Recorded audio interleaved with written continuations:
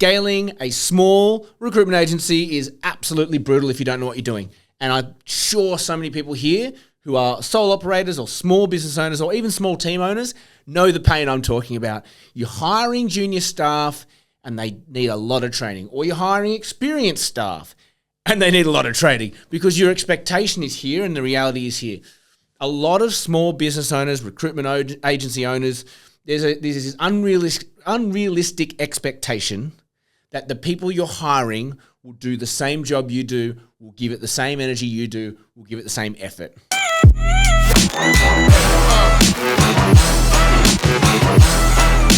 If you do have those staff, then you are incredibly lucky. Hold on to them and give them all the money in the world, because it is super rare. And it's as simple as they don't have the financial pressure you have. They don't have the forecasting you have. They don't have, that get up and go and that energy and that spring in their step as an entrepreneur does, like you, to do what you do. And so I was just having a chat with a friend who's a recruiter, and he's looking to scale, looking at private equity, looking at going to the bank, loves the idea of getting the debt to scale. Okay, cool. I mean, that's what he wants to do.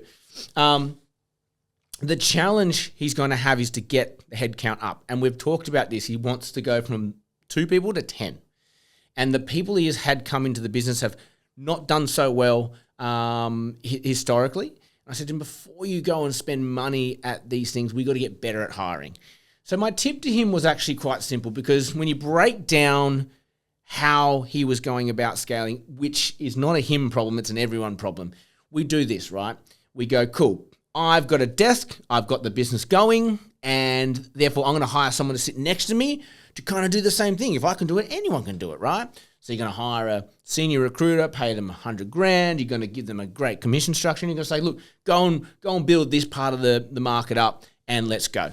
And why that fails, right, is one, it's very expensive very quickly, because they're not going to make commissions. And even if they do make a sale, that's not going to come in for months, right? So you've got to carry a senior recruiter's wage for 3, 4, 5. You've got to kind of, I have a 6-month period of, like, I think it's going to take 6 months to get them to be profitable. And so that can be very weighing on your cash flow. That can be very heavy, okay? And so if you're hiring and it's not working because they keep coming in and they keep going, they keep coming, they keep going, and I know there are people here listening to this, you need to think about why that is failing, okay? Because they're coming in, you think, oh, it's just them, they're not good. No, we need to set people up for success, okay? So my advice to my friend, which is the advice and what I want to give you guys today, is when you are a small recruitment agency and you're looking to grow headcount, how I would do it is I would build the desk. I would go, I've built this market up. I can project I've got about $200,000 worth of briefs on my desk right now. I can see that there's actually way more capacity. I just can't get to it. Hey, let's hire someone into that. You can take all of this over. Whatever your preference is, you are going to get better applicants because you're going to be able to point to exact clients, exact work they're going to jump into. And these are consultants, not many recruiters like BD. So you can say, look, the BD's kind of done. You'll be operating within a market that already knows who we are. We have a reputation. We've got briefs. You just have to get in and go. Great. Music to a recruiter's ear. And the reason why that's music as well is that most recruiters have non-compete. So if you can point to a market and go, come in, do this work, whatever. That's it. Then you go off as the business owner. You go off and you create desk number 2. You go out and go, okay, I'm going to go to the market. I'm going to go to the clients. I'm going to go and talk to the candidates. I'm going to build this desk up. There is no one better in your business to build a desk than yourself, particularly when it's just you and one other. Okay, so you got recruiter number 1 is now doing the work you were doing. Desk number 2, which is now going to be you as the business owner or team leader or manager, whatever, you're going to go and build that market. Go out and build that market. Go out and promote the brand. Go out and tell them what the ambition is. Go out and tell them how excited you are. Go out and tell them what you've done over here and what you're going to do for this market. Build that one up. Get that to $200K. It won't take you long. I could do it in a week. You could do it in a week. You probably need a month or 2 just to get a bit of traction. Maybe you can get a bit of money through the door, but there's nothing like fire up your ass like you building a desk for yourself, because 1, you're on show, but 2, you need the money, right?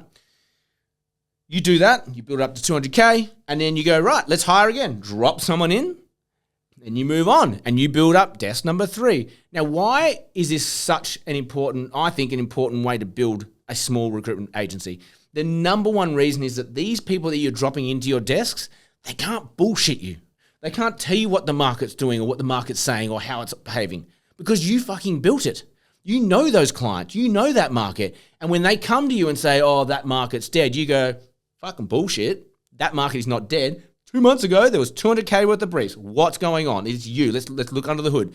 They cannot bullshit you. And this is the biggest issue we have with people coming in and becoming recruiters in your business. They bullshit you. People bullshit themselves, right? This is why this podcast exists. People bullshit themselves. I bullshit myself, you know? And so it's just a way humans protect themselves. So we just see this magnified when the pressure comes in. And the pressure is that you've got heads that you have to pay salaries to and they're not making billings. That pressure comes very quick, very quick. So if you know that market and you know those clients, that's a lot less pressure for you and on you because you don't have to work it out. You already know. You already know the landscape.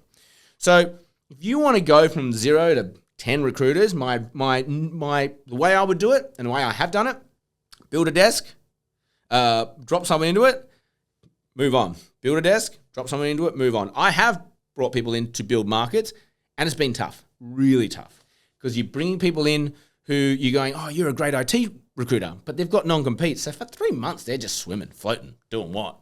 And